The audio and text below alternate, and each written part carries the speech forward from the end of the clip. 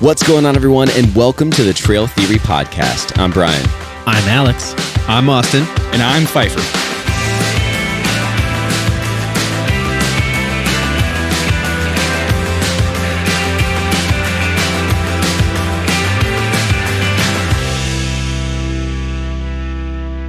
Today we're going to be doing a trail report, which this is the first one that we've done, but basically we're going to be talking about a trip that we've all done, and the first one on the plate here today is Dolly Sods, a place that we've been to a few times and we really enjoyed, so I'm excited to kind of go over what our experience was like and, why we recommend it and some of the things we did on the trail. Yeah, I love that. I think there's, some core touch points that we can talk about. And I think accessibility is probably the first one that we can touch on and talk about as far as being how easy it is to get to the trail, how easy it is to get to a trailhead. There's multiple trailheads at this loop. There's a ton of different wilderness was Dolly? Well, let's talk about so Dolly Sods, for those that you don't know, is in West Virginia. Yeah. It's in the Cranberry Wilderness, I believe, correct? We're checking that right now. It's part of the Cranberry Wilderness. Already. It's in the Allegheny Mountains of eastern West Virginia. It's a part of the Monongahela. Monongahela. I gotta say it once, like I've got marbles in my mouth. Monongahela National Forest of the U.S. Forest Service. Yeah. So not a national park, right? This is a national state park? forest. Yeah. National forest. Oh, it is a national forest. Yeah, which is not a state. Which is not a national park though. Which we should probably, I don't know the specific details of that. We'll come back to that sometime. Yeah, maybe that's something we research. I know I've never seen a park ranger there once in my life. No. We've spent a lot of time there. It's the Wild West. Yeah, it's awesome. It is. And it was the first trip. And we've talked about it before in other episodes, but it's the first trip we did. And I think with these we kind of want to break down. How many have we gone on now? 9 total. 10, at least something in at there. least one of us has been on some of those 9. Yeah. And to break down the ones that we've done and kind of not rate them, but kind of lay out what to expect and how to prepare. And, so if you're looking to maybe go on a trip or something like that, maybe this is one of the places you want to try out. Yeah. Well, and just talk about our experience around a certain trail, right? Because there's stories, I think, too, that have only happened on specific trails. Yeah. Certain challenges, different sites and waypoints that we've seen. And I think those would be good things for us to talk about in the context of a specific trail. Yeah, this is our first location when we were planning our first trip, but we also just went back last year and did it again. We liked it so much, and there was a lot of people in the group that hadn't gone with us for the first trip, so we wanted to show people what it was like because we really did have such a good experience. And we talked about this in a previous episode about hey, you want to go backpacking, and these are what the things you want to look for. Dolly Sods kind of had it all for us, so it'll be fun to kind of revisit the whole trip and all the details. In both trips. In both trips, exactly. Because we also went as unexperienced and now really experienced backpackers. I think that was maybe a fun part of it too, where it's our first trip, know nothing about it, and then you come back to it, and it's like you have a whole new set of eyes. Right. And I think it's that's part of some of the lead up to what we're doing right now is that we weren't thinking about this stuff when we went to Dolly the first time. But after going on a lot of trips and hitting Dolly twice, we look back and say, what are the things that actually matter when we're looking at trails now? Well, and this is kind of what we want to lay out. Totally, you're totally right. And it's funny too, because on our first trip, we missed a section of the trail that we wanted to hit, and we got to go back and we actually found that section. We'll talk about that in this episode, but that was fun that we missed this huge part of this trail and we were able to go back and do it. So to get into it, we've been here twice. We have gone to 2 different trailheads, right? So I think the thing that's kind of neat about Dolly Sods is there's a couple different ways to get into the actual trail. The first time we drove, I don't know, it was I felt like it was a 45-minute drive down a dirt path that was one lane. After the 5-ish hours it took. So there was the drive. Yeah, I think it's about 4.5 from here, from Ohio, about 4.5 hours, 5 hours. I think we were about 45 minutes on that dirt path. Oh, yeah. And we were in the fog, too, which was kind of eerie. When I remember we turned off, we're like, oh, great, we're close. Yeah. And then it was an hour later, we're still we're close. and we hit right at the northern eastern part on the. I think it was probably the last. Wasn't trailhead. It Bear Rocks? It might have been. Bear Rocks Trailhead. I remember that. Right. So good memory. Yeah. So the second time watch it be wrong. Yeah, I was gonna say I'm gonna go look at photos and find it now. The second time we did it, we started south. Yeah. And we actually hit a different part of the trail that we never did on the first completely trip. different. Not only just different trailhead, but like drive up and access everything about that. Well, trip was different. and thank God it wasn't foggy, because one of my favorite games to play, we were able to play. It's count the big metal stars on the side of homes in the country. Yeah, it was. Yeah, you're right. Bear Rocks. Bear Rocks. Yeah. There you go. Good memory, dude. That's great. Yeah, no, that was good. Playing I Spy with the big tin. I love red counting stars. the big red metal stars on the side of homes. That has become a thing. Because like 80% of the homes in those kind of areas, like kind of the out in the rural areas, have those stars for some reason. I don't know. Listen, we don't have to dive into that. It's not important. It's Somebody just knows. it's something that I like to play. Yeah. It's a game I like to play. Somebody knows what fun. the meaning or the significance is of that. We just I happened to think, notice. I think those people bought the houses and they came pre-starred. You might be Who the f*** buys this thing? There's some craft store near Dolly Sods that's just making bank. Listen, man, Bed Bath & Beyond is slaying it in rural communities. Same with the salesman for those the like tin roofs, like Yeah, brand right. new tin That's right. roofs. Oh my Dude, all gosh. those places have them outfitted, and some salesman went through and just made bank. Oh yeah, you know you're getting close when all the roofs are metal and there's red stars everywhere. Yep. So yeah, you can get to the trail pretty easily. Parking's pretty good. You know, I don't think we've ever had a problem with trying to find parking or anything like that. So it's, you know, as far as accessibility goes. Did we on the way up the first trip? Yeah. We lost signal for basically that whole 40 minutes. Yeah, stretch. dude, you're not Signal gonna, was weak. You're not For gonna both have, of those you're trips, not I'm gonna pretty have sure we signal. didn't have signal for like yeah. an hour before. Well, even and that was hitting the before. I mean, we trailhead. didn't need it to get to the trailhead, but that was. I remember because I was driving. I had the Jeep at the time, and it was like, well, we hope we're going in the right way because there's really only one way to go. But we couldn't. We're so used to looking and seeing, well, how far away are we? How far away are we? But we had no sense of that because we couldn't look up GPS anymore. Now we have other means of GPS. Yeah, no, that's a great point, because if you're going to use your phone as a map, make sure that you're downloading offline, because you know you have zero signal out there. Yeah. I don't think you have signal the really worst the whole is time, like really. the worst is getting out of the trail and being done. You're dogged, you're hungry as hell, and then you're like, oh, how do we get out of here? Right. And I mean, I think we've been pretty good about that. It's worked out okay. Yeah. But it's only interesting. So you made a comment about parking. Yeah. So I'm just thinking through, you know, the researcher that I am on trips. I do remember now, and we've gone, you know, in like, okay, so this was April was our first time going, and then we went, I guess it would have been in the fall for the second time. So we've never gone. Yeah, it was April and then May. We went April and May, and I have read that in the summer, in like the busy months, so like Memorial Day, Labor Day, like those busy weekends, the parking is apparently like a thing. Now, granted, there's that long road that is basically a road to the trailhead only, so you can just park on that. But I have heard that it is a little more busy than probably when we were there. Yeah, and I think you're probably going to get a lot more people that are doing day hikes, because Dolly Sods, you do have a lot of inlets and stuff like that. So oh man, the options are plentiful, insane. and like we always go on to like All Trails. Brian goes on to All Trails and kind of maps out what we want to do. And Dolly Sods is one that has so many options. I remember it really does. It was hard to line up on like what kind of loop we wanted to do because we could make so many different iterations of it. It was, you know, there's 20 different versions of what we did the first time. That you know what's hilarious? You're right. And actually, before this last trip, we planned out this one map because it looked like there was this really challenging part on the map. Yeah. And we were like, man, look at these like switchbacks and look at all these places. There's a lot of elevation gain over there too. Elevation. We were like, oh, this looks amazing. Come to find out that it's actually like a ski lot, like private, a ski resort. Ski resort. And like, I'm so glad we caught that. I don't know how we caught that. It was like grayed out on the map. It marked it on all trails. You can pull it up. I think you have to have All Trails on the Pro thing or whatever. But like you get the like the terrain borders. view.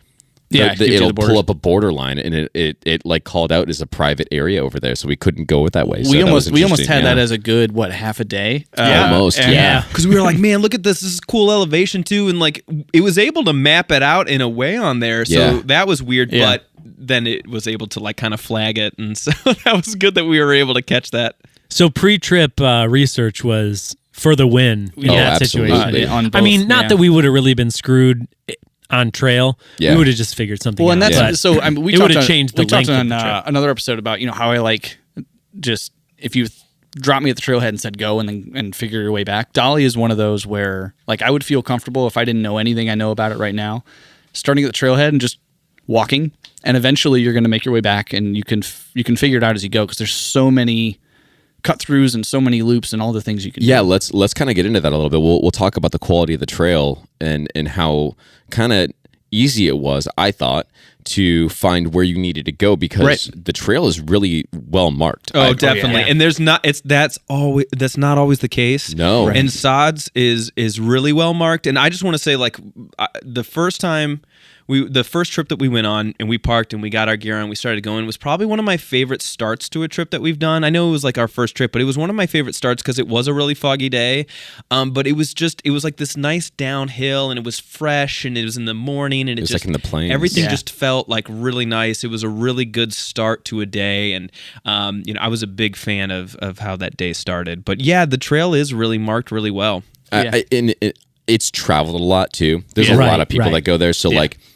It's pretty clear, even if you don't see a trail marker, where the trail is. Now, we have gotten not lost, we've gotten off trail a bit. Yeah, we've gotten lost. It was honestly because it was like almost like a jet off of the main trail onto like maybe finding a campground in a different area. And actually, on the second one, I can't remember if we did it intentionally or not, but when we walked through that, maybe on the last day, we walked through that campground where all those people were, and it was supposedly their big secret spot. Oh yeah, that's right. Sorry, dog. It's on all trails now. Right. Like, that was funny because I would say that's probably the least. That trail that we were on was probably the least traveled, and it was still it was easy to follow. Right, but yeah, you're right. I forgot about that. Oh my God! We literally walked through this huge campsite, and they were these people that were just like probably camped up there for a while. Oh, definitely. There was like someone reading a book, and they're like hanging out, and they said to us, they looked at us and they said to us, and they said, "You're like the second or third group to come here. What's going on?" We're like, "I don't know. It's on all trails. We're like just passing through. Like, have a good day." And they didn't say anything, and I like under my breath, I was like, "Oh, thanks, you too." I hate when people aren't like nice to you on the trail. We're all out here trying to just enjoy this. It honestly felt like a scene out of Oh Brother, Where Art Thou? Like we pulled up, there's like campfire person in like kind of crummy hammock, I would say, like reading a book. Yeah. Some other dude like in his like he looked like he had like office socks on, like drinking something. It just felt like the scene was weird. It was very strange. It was a very lived in campground. They were upset that we had harshed their, taken over their whatever campsite that they've maybe had for years. This is part of the trail now. We were on their turf. Yeah. Right. You went there so many times that you wore a trail that people found and they put it on all trails. So it's your own fault. Right. I would say the only other thing that might not have been really well marked was, and we missed it the first time, was how to get to Lion's Head. Yeah, that was the thing that I had mentioned earlier that we had missed on the first trip that we went to, and it's honestly like the best views of Dolly Sods. Yeah, well, that's what it's that's the big vista, right? I mean, that's what it's mostly known for. And I think we were so focused on getting to it, and it was a really challenging part of the trail anyway. We were also using a paper map only that first time too. We came in a lot more prepared, I think, this second time around, and we had a GPS on our, we had all trails pulled up on the phone and stuff like that we had downloaded offline, and we were able to find it a lot easier. And I don't know if there was a Karen that had marked it I noticed coming back on that second trip, but I actually, Alex, did you mention that you saw you had thought you had saw Karen for the first trip? Let's face it, we were all very green. We were heads down. I do remember thinking like, oh, that looks like a trail. Now, and at that time, we had not really done any rock like scrambling of any type, right? Right. It was just strictly like we were pounding trail. So it looked very different than what we had seen to that point. But I remember thinking it was kind of like cleared a little bit from the brush, I guess. But I mean, it was a guess. And now knowing where we did go, I think that's in my mind. That's what it was. Yeah. But yeah, there's no way of knowing. We're going to take a quick break and thank our sponsor, Audimute. When we decided to do the podcast, we wanted to make sure that we were going to deliver the best sound possible. And it doesn't start with the gear, it actually starts with the room. The amazing people over at Audimute helped us design and create this incredible sounding studio. They don't just do studios, they do commercial buildings, offices, restaurants, homes, the list goes on and on. And it's not your typical fiberglass or wedge-shaped foam on the wall. When it comes to acoustic treatment, they're in a league entirely of their own. Their products are eco-friendly and made from 100% recycled paper and cotton. And there's tons of options to choose from, whether you want a real stone look, marble, wood planks, you can even have a high-res image printed directly on the product. With all the custom colors, wood grains, shapes, and sizes, your options really are endless. We love these guys. Go check them out. You can buy directly from their website, or you can have a free room analysis done and get something completely custom. Their website is audimute.com. That's AUDIMUTE.com. Now back to the show. Now I'm curious to hear your guys' opinion on this, because I have a very different opinion of what All Trails and Hiking Project says. What would you rate this trail as difficulty? Not by number, but like easy to moderate to hard or intermediate. I'm glad I don't remember what All Trails says, because now I don't remember what it says. But okay, so let's play this game though. Easy, moderate, hard is a little too broad. Okay, so then So do we want to give it a 1 through 10? Well, how about let me give you the ranking scale of All Trail. All Trail does easy, moderate, and hard. Hiking Project is a little bit more. They have like 5 or 6 different ones. It's a little more flavor. It's easy, intermediate, hard, and very hard. I like that better than I like. That. Yeah, I'm good with that. Okay, so I think easy, moderate, hard is like way too, because like you could say Adirondacks hard, Dolly Sods moderate, and they're like nowhere near. Right. Totally different. So let's use the Hiking Project rating. Okay. Easy, intermediate, hard, and very hard. What would you rank Dolly Sods, Alex? I might regret this.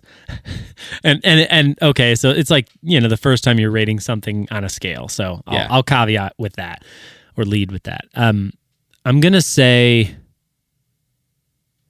the second one. So intermediate. Easy intermediate. Well, I'll say this: you're not going to get a prize if you get it right. Yeah. No, so I get that. I'm just trying to think of I have an idea of what I would think they're gonna say. No, I know. What would you say? For me, I would say like intermediate. Because there are we haven't talked about this yet, but there's a pretty challenging part. At least we saw on both of the last days of our trips that was really, really swampy and kind of difficult to get through. But I think that being in it, I would say for me maybe intermediate. But not like it's not like hard. It's just squishy and wet, and it's more like frustrating. I was on the border, but I think Austin convinced me, because it's like that stuff doesn't necessarily to me make it more difficult, but I think it should factor in, because if it's like discomfort or things that just get in the way. What does Hiking Project I'm gonna go to intermediate. Okay. I would say it was I would classify this as an intermediate as well, because of the rocks that you have to go over. Right. There's a section of the trail where it's just like literally huge rocks. Breakers. Yeah, that's all the trail is. So you have to really watch your footing, or you're gonna roll an ankle or break an ankle. Yeah. Then you have the sods part, like Austin mentioned. That's not hard to do, but it's frustrating because you're just gonna be wet. And listen, now hearing you guys describe that part, so we on both trips we've done, we have ended on the sods part. Yeah. I imagine it would be incredibly frustrating to start on that part, get wet, and then have to deal with that after doing it. Right. I totally agree. And we've done it to a point where it's like, we just got to get through this and we're done. Right. Yeah. And so I'll stick with easy intermediate, but I generally like the fodder here. The conversation. Yeah. Good. So now let's see how we stack up against the pros. All Trails marks it as hard. Wow. Wrong. No. Wrong. No way. Hiking. You got to think about what the general public feels about backpack or like hiking and stuff like that. Then it's a really long trail for most people. I don't know. It can be. There's some parts that could be challenging. That I knew it was going to be hard. Did you? I knew it was going to rank it like that. Hiking Project ranks it as hard. Hard. Okay. And then very hard's the last one. Yeah. Have you been to any restaurant lately that said something was spicy? Is it ever spicy? Here's no. the thing. This is why this is why I love that we're doing the podcast and doing these trail reports, is because we have people that maybe are listening that are different experiences levels, right? But if you've been backpacking for a year, let's say, or let's say this is your third trip. Let's say it's your second trip. This is not a hard or this is an intermediate trip. This is a first trip for anybody. This is a simple leisure trip, in my opinion. Forget difficulty. Let's get past difficulty and let's go talk about the quality and the views. Because honestly, Dolly Sods, we've done 9-10 trips. Dolly Sods still ranks up there at the top. Yeah. It doesn't have to be, because sometimes you have to work for your views. I don't feel like you have to do that too much for Dolly Sods, and I feel like Dolly Sods has a lot of diverse sections of the trail that make it really unique. I agree. I love that you said that, because I think what we typically do, 30 miles? Ish, 30 to 40. I think that's around what we try and average. That's baseline. I think at the longest route that you could do without doing switchbacks and stuff like that and going into the inlets and stuff, I would say about 30 miles is the most. But in that 30 miles, you experience a ton of variety. Yeah. So much. And I would say too, even 30 miles, that there are probably people listening to this that are thinking, holy shit, 30 miles, that's a long way. Now for us, but it's a multi-day. Exactly. It's like, I guess depends how many days you. Or there's other people that are like 30. 30. That's it. What? Well, yeah. There's people who are like 30. I'll do that in the morning and then drive home and go get lunch. The elevation gain is only like 2,400 feet, so it's not. It really isn't a hard trail for. So you could. I mean, there are people that do 30 miles no problem. So you're right. It would. Depends on how you're doing the hike. I mean, we're out there to spend time out there too. So of course. Not in the morning. So when we talk like quality, though, I forget what are we? Like the trail, like the path itself. Okay. Like, we talked a little bit about that. Yeah, we touched on it. Yeah. I mean, about like the wayfinding. I think especially compared to, and we'll talk about other trails, but when I think and compare to other ones we've been on, I think it's one of the more well-maintained trails I think so too. We've been on. There's not. Linville was another that was. Linville was really great, and it's not like, I mean, I've never seen a ranger out there. I've never seen someone out there like caretaking the place, but it's just really seems really well kept. People respect it when they're out there. You're not seeing trash everywhere, and it's a busy place during the season. We have never gone during any kind of peak season, so we don't see a lot of people either. So maybe that's a little different when it's a little more popular. But I agree. It's always pretty well maintained. I mean, the campsites are established. Right. Yeah, they're not. I mean, it's literally a rock ring that people have built. It's not anything. But even when we went the second time, I think when we spent a whole day at that one camp. And we stayed at that campsite the first day, right? Too, but we didn't have the same spot. But when we had like the spot, we're getting that spot the second time around. And for how many people that must use that every year? I mean, they build rock chairs, right? And you'd think, I mean, people can suck. Like it wasn't destroyed. It wasn't. There wasn't crap everywhere. But the thing is, let's face it, like we don't know how bad people suck, because like people could have rebuilt those chairs, right? Like those chairs haven't been there for years and years and years. Yeah. Like the fire ring, yes, because clearly it's built up. But oh my god, do you remember the fire ring? It's like 4 feet high, dude. Yeah, the soot was so high. We kind of had to like dig it down because it was so intense. Like it was really piled up. I mean the base of the fire was at like our thighs when we were standing up, because it was just the soot pile had raised. It was honestly too tall for us to sit by and like comfortably. One thing that was nice is when you were sitting next to it, you didn't get the smoke in your face because the smoke was above your head. There was the fire was above your head. I think trail quality though is directly impacted in this particular case by trail volume. Yeah. Just like how much, like there's tons of people. How many times have you just like had a conversation with somebody about backpacking?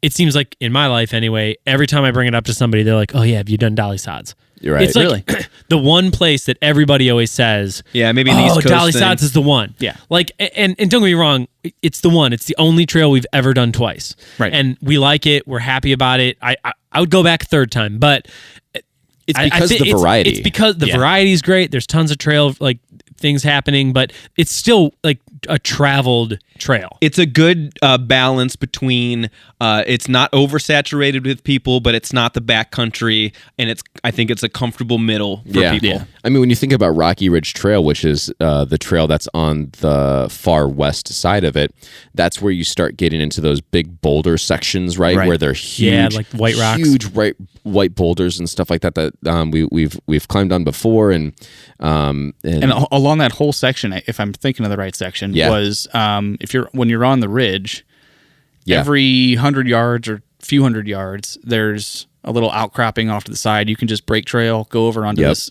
patch of rocks, and look out over this insane that was fun. Miles. Yeah, that was really cool. There's like 5 of them across this section of ridge where it's like, oh, I'm going to stop over here and see this overlook, and then I'm going to go, a mile up and do another overlook, and they're all beautiful. I think we're a group that typically we capture a lot of the trails that we go on. Alex here takes a ton of photos. He's a photographer, so he has so many photos. My brother-in-law, Paul, comes with us now, and he does a lot of video. He went to school for cinematography, right? So he does a lot of video. And the second time, he actually brought his drone. Yeah, that was so awesome. We got some really, really. We'll post a link to the Dolly Sods video that he made. Yeah, absolutely. And believe me, all of this incredible. Was like pre-podcast ideas, right? We just like having the content. It's fun to have. Plus, these guys like doing it. But when we finally were able to do Lion's Head on the second trip, Paul busted out the drone, and some of the footage is unbelievable. It is gorgeous. Yeah, and I think, him. I watch that video every once in a while. I'm just like astounded by how beautiful it is. But cool. I look back at photos from trip 1 where Alex documented heavily. He probably took like 5,000 photos of that trip. I don't know, not that many, but there's enough. There's enough. But no, I love being able to look back on stuff like that, and because when we're talking about it, to have sort of a reference point of those views we're talking about, and the variety of Dolly, which I think is the biggest. To me, it's the biggest selling point of why go to Dolly, because you can get like 8 trails in one, But yeah, let's talk about some of the specific. There's not a bad camp spot over there too, and I think that was another thing too that I loved about like the landscape and the views is like, we talked about it, about that one camp spot that had the big rock ring, and it had the rock chairs and stuff like that. That was on Red Creek, and it was on a section of it where it comes into a Y. And there's a falls there and stuff like that, which is beautiful. You can get into the water if you want to. That's over there. It's all-time.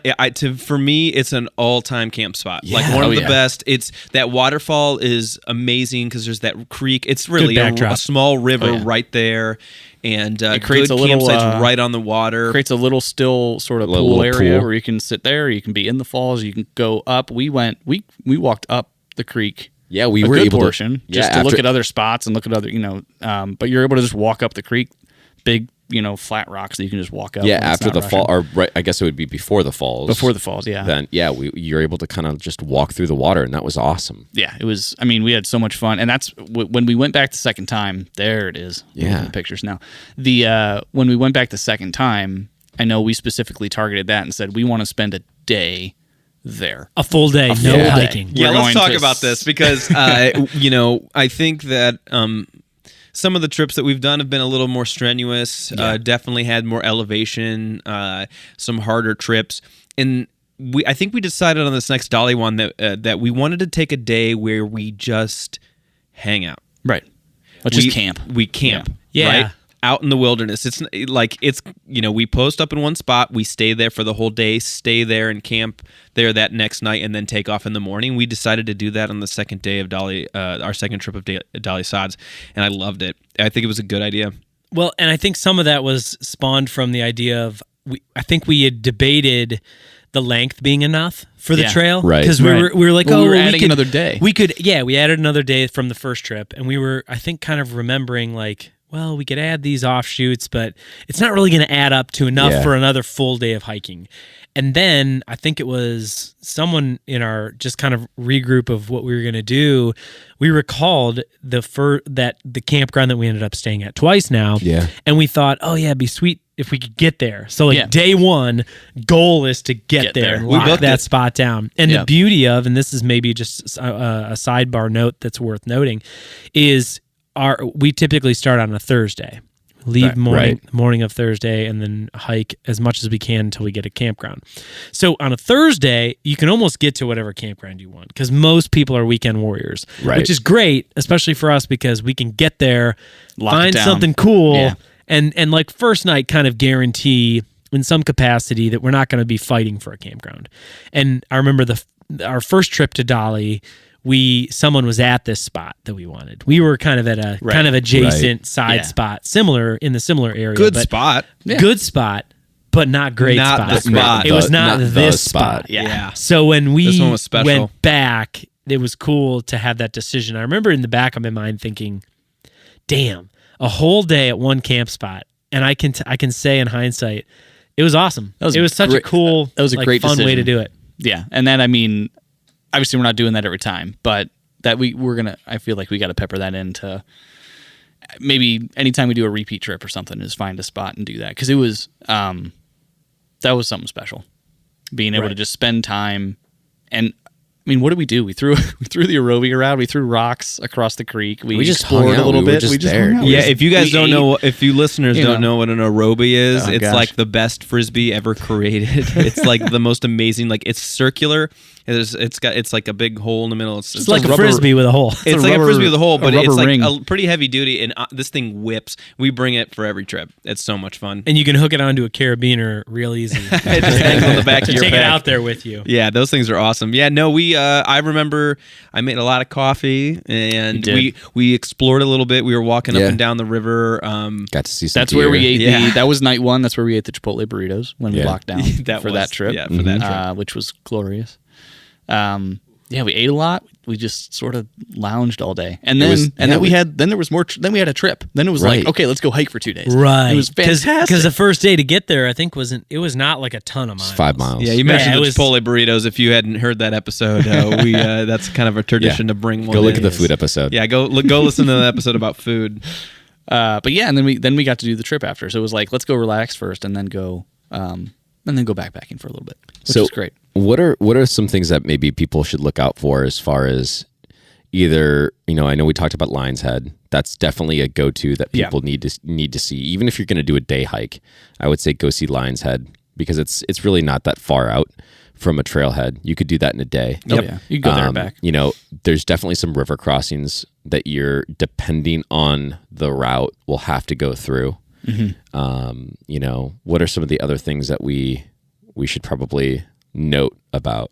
Can we talk about where specifically some of the soggier parts are of Dolly Sods? What those trails are called, in case people are going and they're like interested in, what part of the trail might be a little more challenging. Because if you are doing a full loop or you're doing a lot of the sods, you do want to watch out for this area. I'm not saying avoid it completely, and it's probably pretty hard if you're doing a loop, but it might be a good idea to know, extra pair of socks, even more than what you normally pick, just mainly because of this boots part. That are actually boots. Help a little bit. Waterproof. Yeah. So what is that? I know you're looking. Is it Alder Run Trail? Was that it? I remember it being, I think it was Alder Run Trail, but we also hit it on that last day too. Yeah, I remember it being the last section out. Is this our? Do you have our first trip or second trip? This is the second trip because the first trip we didn't use all trails. Right, that's right. So right now we're looking at all trails right now, just look to figure out what the trails names are. So go to where the first trailhead was. So the first trailhead is here. Yep. Okay, so it's probably south of that. It'd have to be right Southwest. here, which was Alder. Alder, yeah. And it's it's definitely it's wet, dude. You just expect to get wet here. Yeah. And it's, I mean, you're not, I mean, because that whole section's really, you know, it's tall grass, and I always, it's soft. It's soft. I always, you know, if you've ever, this happened in my parents' old house once. If you ever step on like a piece of grass, and if next to a sewer or whatever, and it's rained a lot, it like pushes water underneath the grass and it lifts it up. So you're stepping on like a balloon of water, but it's a lot of turf. Golf courses kind of get that if it's really rainy, where it's like a bubble. Yeah, you know. So I felt a lot gross, of it. A lot of it's like that. You're stepping on turf, but there's like bubbles of water underneath it, and then sometimes you'll, you know. Yeah, there's these really like deceptive looking kind of like bushes that kind of look like they're really dry and like safe to like step on. They're not. Well, it's kind of like you don't know if it's going to be good or not, and most of the time it's not. Because I remember, I think when we were first going through it, I was like, all right, I can step on these, because I stepped on one. I was like, okay, this is kind of dry, and then it's like, dude, I sunk real deep a couple times on those. They're like almost like lily pads, right? But they're like, they look like a nice grassy patch of grass so you could sit and eat snack on. I went up to my knee. I know. On that. That's right. I know. You lost your leg. The leg. That's right, dude. You went real deep. Oh yeah. Was that just, you thought it was a shallow? No, man. I literally was. I was like in the middle of the pack, and I was just walking. I was walking exactly where you guys. 3 people had walked over that spot. It was right. I was like 3 inches away from where you guys had, and it was like quicksand. Yeah, like my leg disappeared. Because I was ahead of you. I had already walked past that. I was right behind you. At least 2 other people. That's the sound your leg made. It was gone. At least 3 people walked over it ahead of you, and I didn't even see it. I just heard it. It was that sound. It's funny.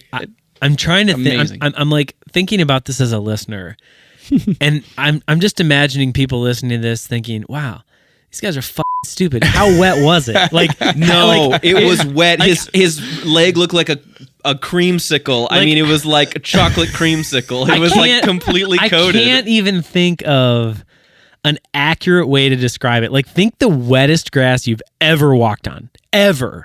And then like add like a lake underneath it. Pretend like you're stepping on that.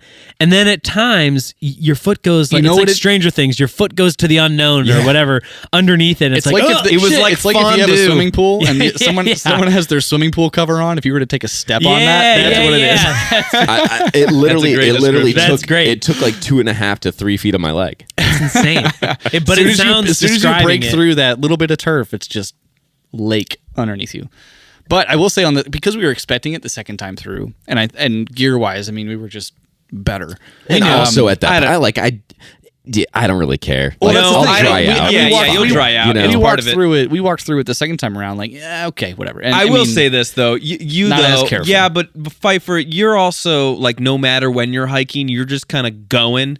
You don't care what's in front of you. Alex does that I'm too. A little bit. Yeah, Alex does that too. I'm a little. Even if I have waterproof boots like I do now, that's why I brought extra socks. I still like kind of tenderfoot my way around it. Not because like I don't want to get wet, but I don't want to. I don't want to have my leg get engulfed in water. Like I go a little slower around those areas just because I like to be kind of tiptoe around. Listen, I agree completely. I do not, having firsthand experience seeing your foot, get slurped up like Jell-O. I do not want that. Like, no. Straight up, do not want that. But I'll also admit, I walk maybe at times carelessly in the woods because I trust the stuff I'm wearing. Right. And trust it's like, boots. Dude, walking through water, I just don't care. I also it's have laziness for me. Hold on. I wasn't going to bring this up in this episode, but I have a little bit of a beef with some of you. Oh, jeez. Because you do, like, I don't care that you walk carelessly or recklessly. Like, fine, do whatever you want to do. But sometimes on the trail, you guys go so fast. It's insane. I will be going, and listen, like, I'm not like, like I run like I'm a regular runner. Yeah, I'm not out of shape. I'm in decent shape, and you guys will book it, and I will feel like I'm going so fast and be so far behind, and I don't understand it. It's gotta just because you. I mean, you said it. You try. You're cautious or thoughtful with your footsteps. What's the point of going so fast? You guys go so fast. All right, here's my we're not trying here's to. my theory. Crushing miles. Yeah, I'm like, dude, we're doing 7 miles today. It's a relaxing day. Why are you going 30 down the? So here's my theory behind it. One is, everyone has their own pace, right? Yeah. So that's just true. If you're walking next to somebody. My dad and I walk next to each other and we look back, and then all the girls in our family are like a mile behind us. Are you calling me a girl? No, I'm kidding. Maybe. But you were wearing a wig earlier. I was. So everyone has their own pace. And but talking about like the stepping cautiously thing, to me it's laziness. And like to me it's wasted energy to care about too much about where I'm stepping. I'm sorry. Eventually what's laziness? What he's doing. What you're doing. No, not you, me. It's laziness on my part to think Austin's too much. about to drop his beer and like put his fist up. And, like, I don't call that lazy. You calling me a lazy girl? Go. No, because to me it's wasted energy. I don't want to be thinking about. There's trails where you can't get around it, but I don't want to always be thinking about every single of that step. On here. There's sections on the rocky For part sure, of this, dude, yeah. But if I'm walking through something that's wet and it's like I might get wet, I don't care. I'm gonna go because I'd rather keep my pace, which is comfortable for me. I understand. Than worry about every this step. is probably a discussion for another episode because I don't want to get tied on this because there's also part of me that thinks like, oh, I kind of want to enjoy this and I'm not right now because we're trying to go so fast. But again, that's probably not. Yeah, and that's probably not what you're thinking. You guys aren't thinking that because like there's part of me when I'm on a trail where I'm like I sometimes not because I'm trying to catch up with you. It's just basic walking in the woods stuff that I'm like, oh, I need to remember to stop looking down at the ground and where I'm looking and kind of look up. And that's just, my thoughts on it. But we can go past this discussion. This is something that we can talk about another day, but I just thought it was funny to bring up theory now. episode, look, man, the theory of walking. You just got littler legs.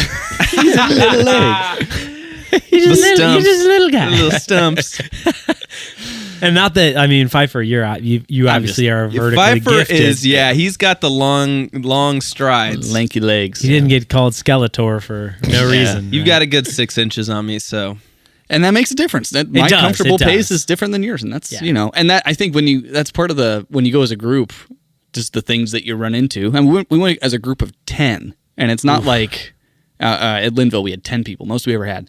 And it's not like every section, every part of the trail we're all lockstep like 12 inches behind. Right, we're not marching. You spread out. It's kind of like the what do they call it in traffic? The accordion thing or whatever. You kind of people bounce up, bounce back, and they just sort of have different paces throughout the trip, and that's okay. But anyway. Well, let's round this out. Let's round this episode out. Let's talk about for Dolly Sods. What are the things you guys really liked about the trail? What's the takeaway for this trail that you?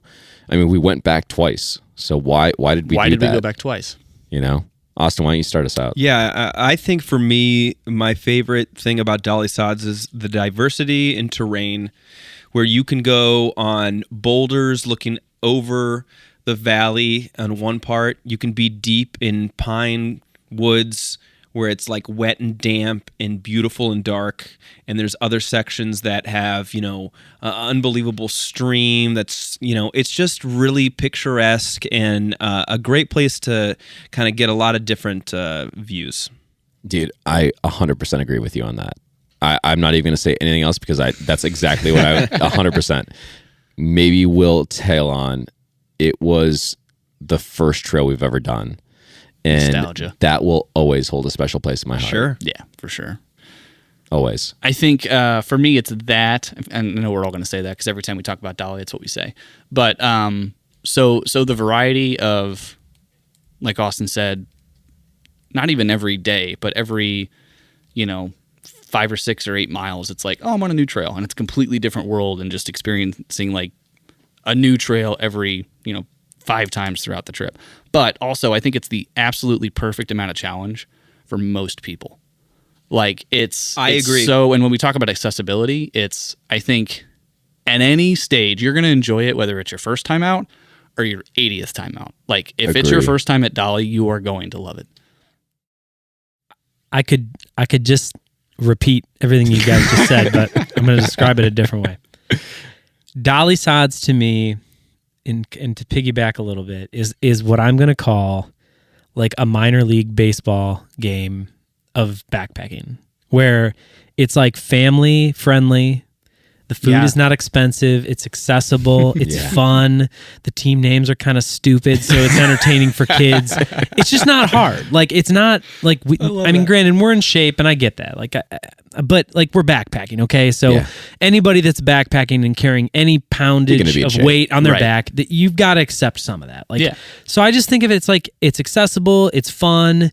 It's like, we could take like kids there someday, like a 10-year-old. You could take a 10-year-old there and feel comfortable and confident that they could get through it. They might be a little miserable at certain parts, but that's besides the point. So like the accessibility, I like the trail variety, but it's not going to destroy you. So I like that it's kind of like every man's trail. So many people can go do it. I think what I'll end on. I think it's evidenced by the fact that so many people do it. Yeah, like, exactly. It's so popular. And that's why I'm so amazed that it's so well maintained and still holds that same magic, because so many people know about it and do it. It's like we're always looking for that, we want to go somewhere that nobody knows about, and like let's find that place that's kind of, we don't look for secret places, but we've gone places that are way too busy, and it's like, but I will say, and we can, I think this is kind of a nice little cherry on top here, just to segue a little bit, but like people on the trail are really good about respecting the trail. I'm not going to say that like going to a monument of some sort on a trail in your backyard or in your neighborhood is like the same. Like it's going to have like people carving crap on the rocks and stuff. Like there's that. But like people that are truly backpacking are going to be respectful about it.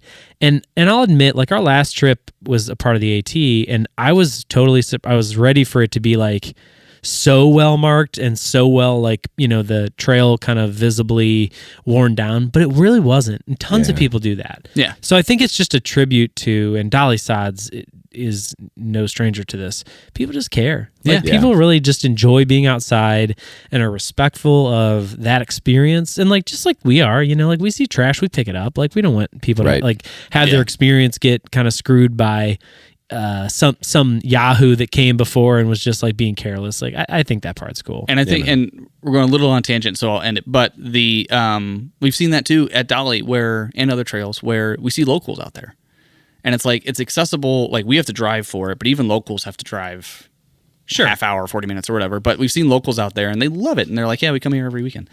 And it's, if they're going out there regular, just to experience it, and they're taking care of it and all that stuff. I don't know. It's just proof too that it's a special trail for a lot of people and us.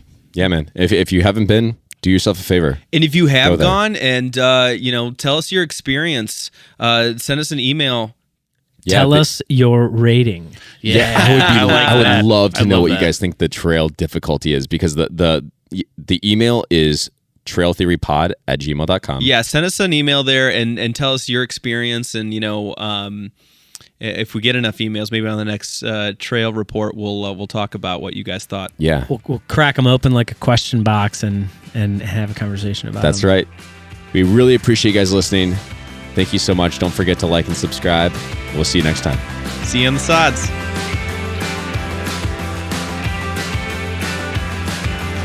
The Trail Theory Podcast is sponsored by Audimute and Audio Technica. Music by Dan Koch.